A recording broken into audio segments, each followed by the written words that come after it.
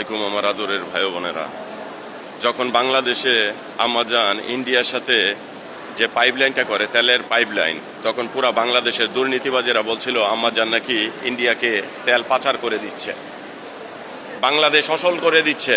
এখন আমি বলতে চাই, ওই বাংলাদেশি যারা কুকুরের বাচ্চা আসত, আজকে ইন্ডিয়ার কাজ লাগে কেন? ইন্ডিয়ার থেকে তেল বাংলাদেশে ট্রান্সফার করার জন্য আম্মাজান বাংলাদেশের উন্নতি করার জন্য, তোদেরকে বাঁচানোর জন্য এই কাজ করেছিল।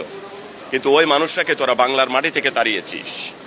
তোরা আসলে নিমুখ হারাম। যে বাঙালিরা যে নিমুখ হারাম, এটা তো আমার বাংলার জাতির পিতা বঙ্গবন্ধু শেখ মুজিবুর রহমানই আগে বলে গেছিল। এখন তো নতুন কিছু না। কিন্তু দেখ আম্মাজান শেখ হাসিনা তোদের জন্য, তোদের বাংলাদেশের জন্য কি করে গেছে। আজকে বাংলাদেশ অচল হয়ে যাইতো, অচল। এখন ইন্ডিয়ার কাজ লাগে কেন? তোর ওই যে আর বাফেরা কি সাহায্য করে না? Motherfucker man.